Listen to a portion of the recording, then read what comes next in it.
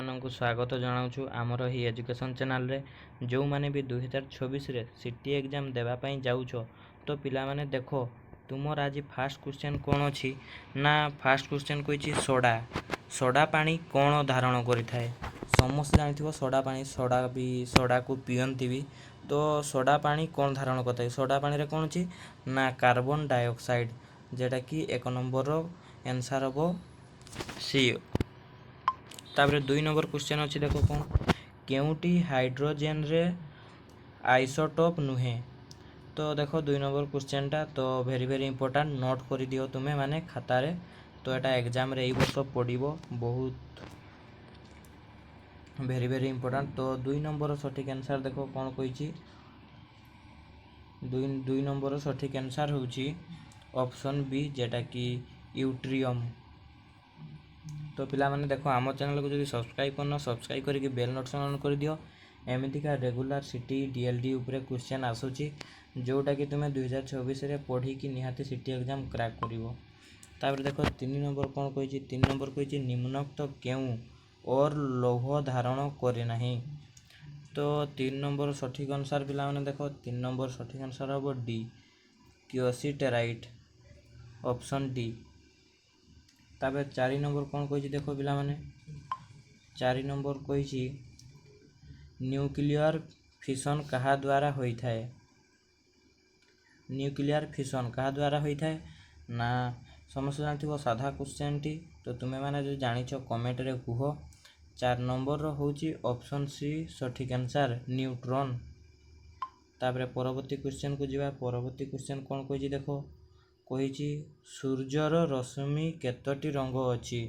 ସମସ୍ତେ ଜାଣିଥିବ ସୂର୍ଯ୍ୟର ରଶ୍ମି କେତୋଟି ଅଛି ନା ସୂର୍ଯ୍ୟର ରଶ୍ମିର ରଙ୍ଗ ହେଉଛି 7ଟି ଅଛି। କେତୋଟି ନା 7ଟି। ତ ପିଲାମାନେ ଦେଖ, ତାପରେ 6 ନମ୍ବର କ'ଣ କହିଛି। 6 ନମ୍ବର କହିଛି ନିମ୍ନୋକ୍ତ ମଧ୍ୟରୁ କେଉଁଟି ରକ୍ତ ଜମାଟ ବାନ୍ଧିବା ପାଇଁ ଜରୁରୀ?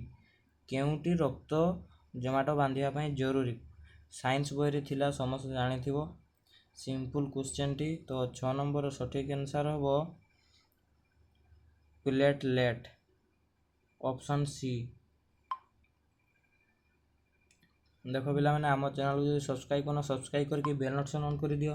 ଏମିତିକା ରେଗୁଲାର କ୍ୱେଶ୍ଚନ୍ ଆସୁଥିବ, ଯାହାଫଳରେ ତୁମର ସାହାଯ୍ୟ ହେବ। ଆଉ ଯଦି ତୁମ ସାଙ୍ଗମାନଙ୍କୁ ସେୟାର କରିବ, ତାଙ୍କର ବି ସାହାଯ୍ୟ ହେବ। ଆଉ 2024ରେ ନିହାତି ତୁମେ ସିଟି ଏକ୍ଜାମ୍ କ୍ରାକ୍ କରିବ। ତ 7 ନମ୍ବର ଦେଖ କ'ଣ କହିଛି, ନିମ୍ନୋକ୍ତ ମଧ୍ୟରୁ କେଉଁଟି ଗ୍ରନ୍ଥି ନୁହେଁ? କେଉଁଟି ଗ୍ରନ୍ଥି ନୁହେଁ ନା ବ୍ରୁକକ୍ ହେଉଛି ଗ୍ରନ୍ଥି ନୁହେଁ। ତ ଏଇ 4ଟା ମଧ୍ୟରୁ ବ୍ରୁକକ୍ ହେଉଛି ଗ୍ରନ୍ଥି ନୁହେଁ। ଆନ୍ସର୍, ସଠିକ୍ ଆନ୍ସର୍। 8 ନମ୍ବର ଦେଖ କ'ଣ କହିଛି। 8 ନମ୍ବର କହିଛି ମନୁଷ୍ୟ ଶରୀରର ସାଧାରଣ ତାପମାତ୍ରା କେଲଭିନ୍ରେ କେତେ? ମନୁଷ୍ୟ ଶରୀରର ସାଧାରଣ ତାପମାତ୍ରା କେଲଭିନ୍ରେ କେତେ? ତ ଫାର୍ଷ୍ଟ ତୁମେ କ୍ୱେଶ୍ଚନ୍ଟା ବାରମ୍ବାର ପଢ଼, ବୁଝିବା ପାଇଁ ଟ୍ରାଏ କର, ତାପରେ ଆନ୍ସର୍ କର। ତ ୟାର ସଠିକ୍ ଆନ୍ସର୍ ହେବ ଅପସନ୍ ଡି, 310। 9 ନମ୍ବର କ୍ୱେଶ୍ଚନ୍ ଦେଖ କ'ଣ କହିଛି। ଇଷ୍ଟ୍ରୋଜେନ୍ କେଉଁଥିରୁ କ୍ଷରଣ ହୋଇଥାଏ? ଇଷ୍ଟ୍ରୋଜେନ୍ କେଉଁଥିରୁ କ୍ଷରଣ ହୋଇଥାଏ ନା ୟାର ସଠିକ୍ ଆନ୍ସର୍ ହେବ ଓଭାରି, ଅପସନ୍ ବି। ତାପରେ 10 ନମ୍ବର ଦେଖ କ'ଣ କହିଛି। 10 ନମ୍ବର କହିଛି ନିଦ୍ରା ସମୟରେ ମନୁଷ୍ୟର ରକ୍ତଚାପ କ'ଣ ହୁଏ? ଯେତେବେଳେ ଗୋଟେ ମନୁଷ୍ୟ ଶୋଇଥାଏ ତ ସେତେବେଳେ ତାର ରକ୍ତଚାପ କ'ଣ ହୁଏ ନା ୟାର ସଠିକ୍ ଆନ୍ସର୍ ହେବ ଅପସନ୍ ସି, ଅସ୍ଥିର ରହେ।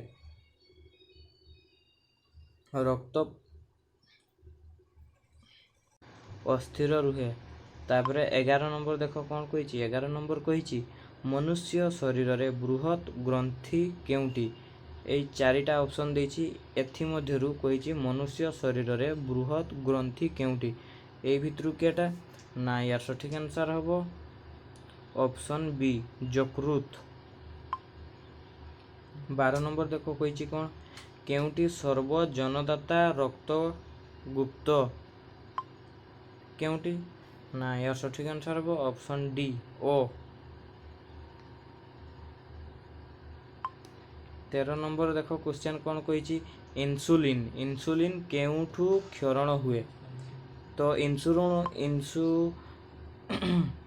ଇନ୍ସୁଲିନ୍ କିଟା ଗୋଟେ ସମସ୍ତେ ଜାଣିଥିବ, ଆଉ ଯିଏ ବି ଜାଣିନି तो तुम्हें भी जानीज आउ जो मैंने जानीच कमेंट रे जनाओ। तो देखो 13 नंबर सठिक आंसर हम पानक्रियाज कि ना पानक्रियाज। सेमती देख 14 नंबर कौन कही एटा गोटे साधा क्वेश्चन पिला माने देखो आउ एटा भेरी भेरी इंपोर्टेंट 2024 रे सिटी एग्जाम रे निहाती पड़ो।